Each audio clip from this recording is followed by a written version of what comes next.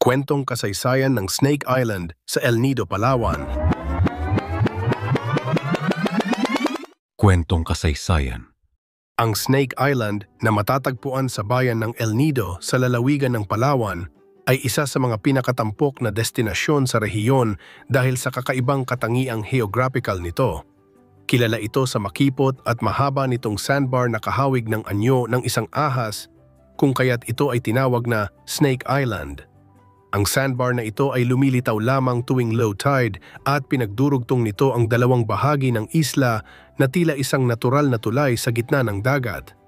Bagamat walang malawak na naitalang sinaunang kasaysayan ang Snake Island, kagaya ng ibang pook sa Pilipinas, ito ay naging bahagi ng mga likas na yaman na matagal nang pinapangalagaan sa El Nido. Sa loob ng maraming taon, ang isla ay nanatiling di matao at ang kalikasan nito ay napanatili sa likas nitong anyo.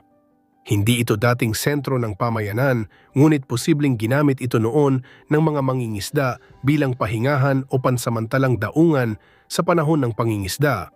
Noong dekada 1990 hanggang sa unang bahagi ng 2000, nagsimula ng makilala ng mas maraming turista ang El Nido bilang isang destinasyong may mga kahanga-hangang tanawin.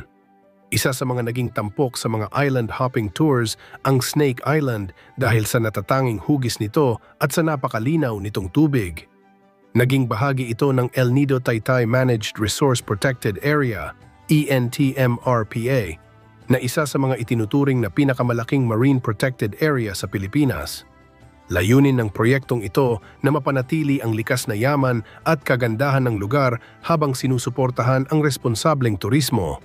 Sa kasalukuyan, pinangangasiwaan ang Snake Island ng lokal na pamahalaan ng El Nido, katuwang ang Department of Environment and Natural Resources, DENR, at iba't ibang environmental groups.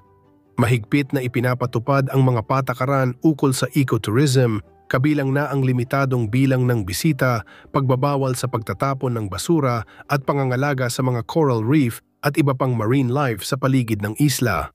Bagamat tinatawag itong Snake Island, mahalagang linawin na walang maraming ahas sa nasabing lugar. Ang pangalan nito ay simpleng pagbibigay description sa hugis ng sandbar. Sa halip na panganib, ang isla ay simbolo ng kakaibang ganda ng kalikasan sa Pilipinas, isang tanawin ng kapayapaan, malinis na tubig at malawak na bughaw na kalangitan. Ang Snake Island ay isang halimbawa ng kung paano maaaring pagsamahin ang turismo at konserbasyon. Sa likod ng katahimutan nito, matatagpuan ang isang kasaysayan ng likas na pagbuo ng kalikasan, at sa kasalukuyan, isa itong paalala ng kahalagahan ng pagpapahalaga sa ating mga likas na yaman. Sa pamamagitan ng patuloy na pangangalaga, ang Snake Island ay mananatiling isang hiyas ng Palawan at ng buong Pilipinas sa mga darating pang henerasyon.